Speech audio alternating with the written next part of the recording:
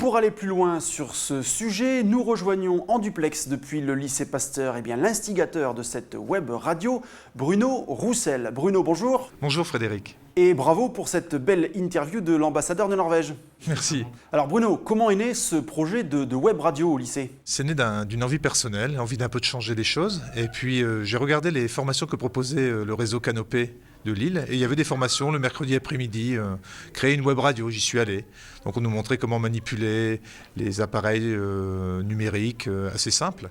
Et puis j'ai lancé le projet, proposé à monsieur le proviseur, fait en parallèle un projet emblématique présenté à la région qui a été accepté. Et le deal, si je puis dire, avec la région, c'était qu'il y ait une dimension environnementale dans ce projet radio. Et donc, on a pensé à l'événement international de la COP 21. Ensuite, simplement tenter la chance pour essayer de contacter des délégations. Donc, j'ai envoyé des mails types en anglais, mettant en avant la volonté des élèves, des membres du club, de les rencontrer pour s'intéresser aux dimensions environnementales actuelle.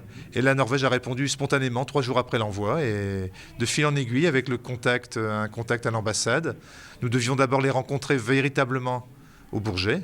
Et puis suite aux attentats de Paris, tout déplacement est devenu impossible. Mais je voulais à tout prix que le projet sorte vainqueur malgré la noirceur ambiante. Et donc j'ai proposé Skype, ils m'ont dit oui. J'ai proposé ensuite peut-être plutôt en français parce qu'en anglais, vraiment rencontrer des membres de la délégation, parler anglais pour les élèves, ça aurait été un peu difficile. Ils m'ont dit, malheureusement, la délégation ne parle pas français, mais par contre, monsieur l'ambassadeur parle très bien français, donc ils me l'ont proposé. Voilà. Et donc je pense que c'est une relation de confiance et de voir un peu l'intérêt qu'on leur portait, notre volonté d'aller jusqu'au bout, quoi. Est-ce que les élèves ont immédiatement adhéré à ce projet? Tout d'abord, pour créer le club, j'ai eu un peu peur, comme c'est la première fois, de n'avoir que peu de monde. Donc j'ai d'abord eu 2, 3 élèves. Puis là, on est arrivé à 12, 13, 14 élèves.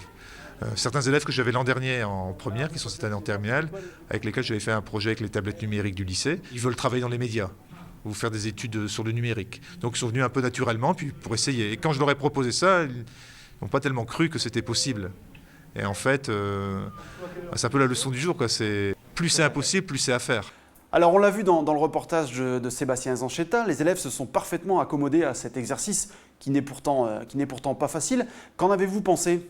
Pour les élèves, je suis vraiment content que leur travail et leur sérieux soient reconnus et reconnu par l'ambassadeur. Et je suis impressionné par la disponibilité de l'ambassadeur, parce qu'au départ, par échange de mails, il s'était mis d'accord, il m'avait proposé 30 minutes, on est arrivé à 1h10 de conversation. J'ai bien aimé quand les élèves ne sont pas laissés faire et ont su rebondir, parce qu'il y avait de longs passages, parfois un peu assimilés à des monologues, mais c'est normal.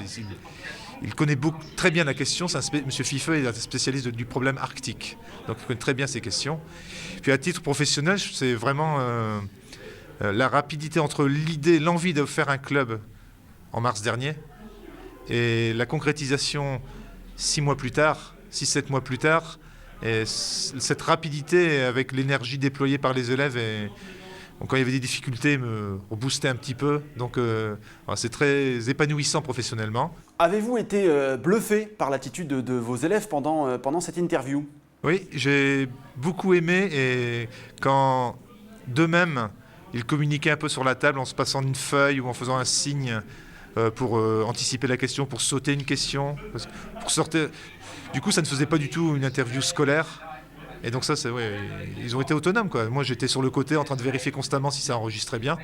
Et ils étaient lâchés, et voilà. Donc, très bien, très, très positif, je trouve. Comme attitude, au-delà de l'exercice, au niveau, prise de parole, et voilà, très bien.